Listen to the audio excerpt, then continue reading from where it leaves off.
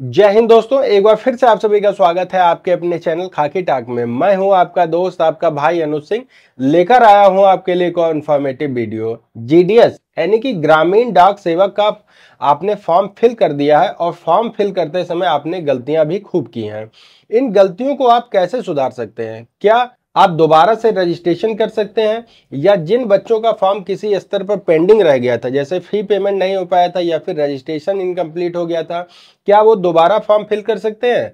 आपकी जो first merit list आने वाली है वो कब आने वाली है? उस फर्स्ट मेरिट लिस्ट के अकॉर्डिंग आपका परसेंटेज क्या होना चाहिए, स्टेट वाइज आपका परसेंटेज क्या जाएगा, जोन वाइज क्या जाएगा, ये सारी बातें इसी वीडियो में डिस्कस करूंगा। और सबसे इंपॉर्टेंट बात जो है वो ये है कि आपकी मेरिट लिस्ट आएगी कब, क्योंकि ये सिस्टम जनरेटेड है, टाइम तो लगना नहीं चाहिए। सारी बातें इसी वीडियो में मैं बताने वाला हूं।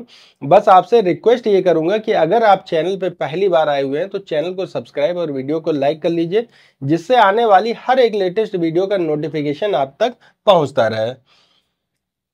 सबसे पहले यहां आप देखेंगे कि टोटल पोस्ट जो हमारे निकाले गए थे 44,228। भारत के इतिहास में पहली बार ऐसा हुआ है जो डाक विभाग द्वारा इतनी बम्पर वैकेंसी निकाली गई है, वो भी बिना किसी एग्जाम के। एग्जाम आपका होना नहीं, केवल मेरिट के हिसाब से आपका सिलेक्शन इसमें होना है। इस 44,228 में लास्ट डेट जो आपकी थी वो 5/8/2024 थी, ये सभी आप जानते हैं। और करेक्शन की जो डेट है वो है 6/7/8/2024, यानी कि 3 दिनों में आप अपना करेक्शन करा सकते हैं। करेक्शन में आप क्या क्या आप सही कराएंगे वो जानिए। करेक्शन में सबसे पहले तो आप अपनी मेल आईडी और रजिस्टर्ड मोबाइल नंबर छोड़कर, क्या चीज, मेल आईडी जो आपने रजिस्ट्रेशन करते समय अपनी मेल आईडी दी थी और जो आपने अपना मोबाइल नंबर दिया था, उसे छोड़कर सारी चीजें आप एडिट कर सकते हैं। यहां तक कि अपना पोस्ट प्रेफरेंस भी एडिट कर सकते हैं।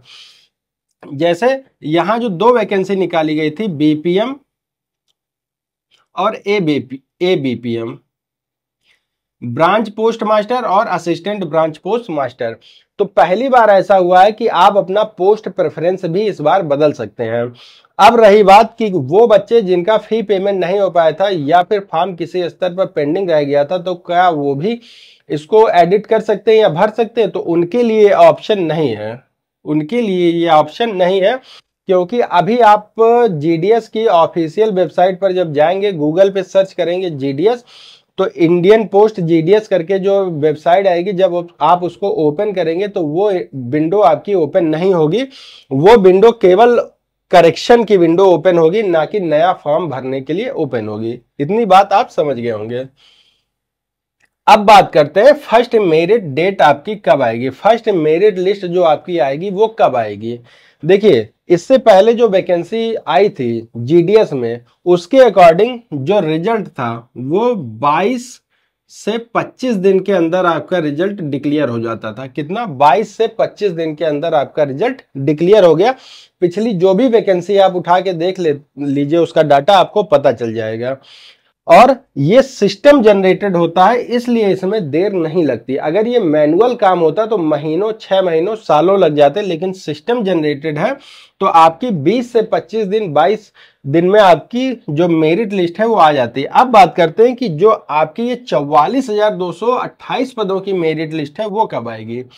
तो इसके लिए आप मान के चलिए, इसी अगर आंकड़े को हम लेते हैं तो ये मान के चलिए कि 30 तारीख तक आपकी लिस्ट आ जाएगी। अगर 30 तक नहीं आती है तो 100% आप मान के चलिए कि 2, 3 या 4, ये 3 आपको मैं डेट दे रहा हूं, इस डेट में आपकी मेरिट लिस्ट 110% आ जाएगी। तो आ जाएगी। फर्स्ट मेरिट परसेंटेज आपका कितना होना चाहिए? मेरिट लिस्ट तो आपकी आ जाएगी, मान लीजिए इस महीने के लास्ट तक आ जाएगी। अगर नहीं आती है तो 2, 3, 4 कंफर्म है, इसमें आपकी आ जाएगी।